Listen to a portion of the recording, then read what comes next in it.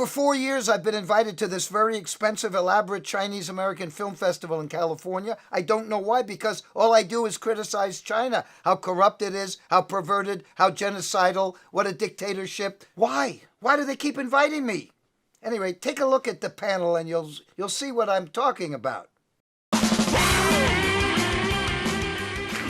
Tang Sanction Han Yo Ming.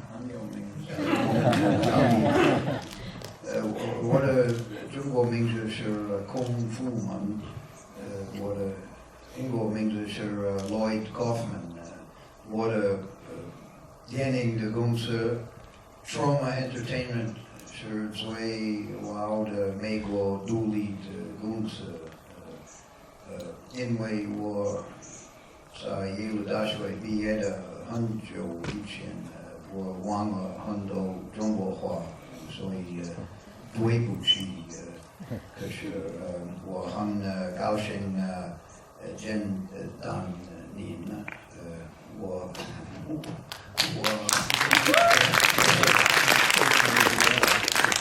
，I'll speak English for the rest of this wonderful panel. Thank you. 谢谢大家。So I think we're going to try and have everyone answer some different questions depending on our panelists, and I might start actually all the way at the end with Lloyd, and we'll sort of work our way back.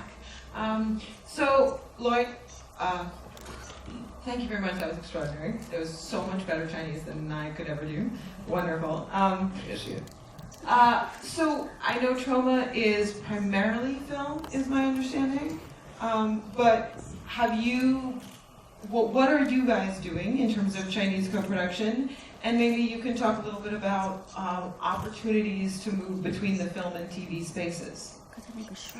Well, we make, Troma Entertainment makes what you would call, what everybody calls low-budget movies. For 44 years, we've not worked with the stars. We've created the stars. So, for example, The Toxic Avenger, which probably is bootlegged in China. There have been 4 movies and cartoons and everything. Here it was made for a very low budget in 1982 and has spawned 4 sequels and cartoon shows and a lot of merchandise. And now there is a big budget Hollywood version being organized. But our problem is that our budgets are $500,000 for the kinds of movies we make. And it's very, very difficult because with co-production, you have 2 different cultures to satisfy. And that is a problem because until the Chinese government removes itself from the co-production issue, I think it will be very difficult for a person like me who makes auteur-type movies, who makes movies from the heart, who makes movies that are risk-taking and that might change the world a little bit. It's going to be very difficult because of the government interference. There is, of course, theatrical quotas, but there is censorship and other problems on this television platform, not to mention when we make a movie, and we have been involved in some television with England, with the United Kingdom, but I'm fearful that here, if we try to create something independent in China, it will be bootlegged, and we cannot. The small companies like us are not really, don't seem to be of interest to the Chinese movie making or movie producing or television producing elites. I've been making movies for 50 years, and I have to say I'm not too confident, although it's my lifelong dream. I majored in Chinese studies at Yale University, and my lifelong dream is to make a movie or to do some kind of art in your wonderful country.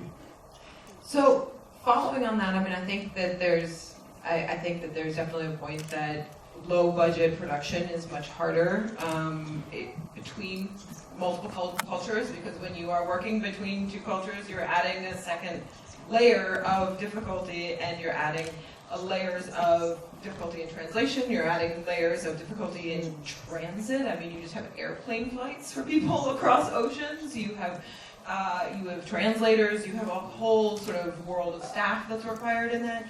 And in general, I feel like one of the things that's hardest about Hollywood and China co-productions is the assumptions, is that everybody sort of enters the business with a bunch of assumptions about what it is to be in Hollywood, what it is to make movies or make television. And then you get into another culture and you have to learn that those assumptions were wrong. You have to sort of back away from them again.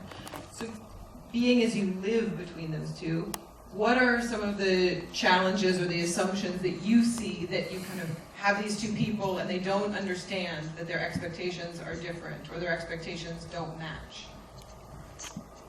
So we have actually been working there for a while, so luckily we have some pre-existing knowledge of how to work in China, how to work with the game, apply to the rules and everything. So it's lucky to have that knowledge, and it's always a very interesting process because Chinese film industry is growing at such an incredible speed, and everyone is picking up and working together. With like saying the technology, like the staff here, the crew here, and trying to get the best technology from Hollywood. So a lot of communication exchanges are already happening, and this is something that would eventually help all of us in the space to work together and understand each other better. When I was at Brooklyn Gray FX, we did sitcoms, we did single camera half hour, we did 1 hour long dramas, we did movies of the week. Everyone gets experiences from wherever they're coming from. And you take both what you learned to do and a lot of what you learned what not to do. You know, that's just as important. And I think in all of our experiences, then getting together as two different cultures and two different production cultures, we'll find a happy medium or just take things from both and be able to produce television in a whole new way. Thank you. So sorry, that has nothing to do with story, but there you go. The next generation, perhaps, and the next wave, and the 6th wave, the 7th wave, the 8th wave of people who are growing up between the two cultures and really speaking to both of them. Perhaps that's the new era that we're talking about. And as our systems are like Netflix and streaming, and American habits and Chinese habits are also converging on, we want all of the shows right now and not tomorrow and not in an hour. We'll find more and more audiences. So I was just informed that we are actually, time's up. I had hoped to do some Q&A, but apparently we missed it. And I'm very sorry about that. But I want to say thank you to this incredible panel of speakers and to all of you for staying, enjoying the China Television and Film Co-Production Summit. Thank you so much.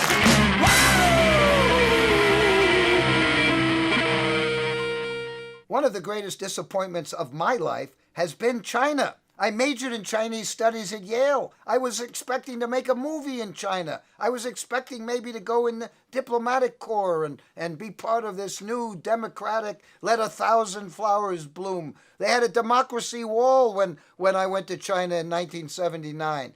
It's been a disaster. It's been all about the horrible, horrible elements, the worst parts of society. And it's a huge, huge disappointment. Maybe that's why I keep getting invited back to China, so that the big shots can hear the truth, the Chinese truth.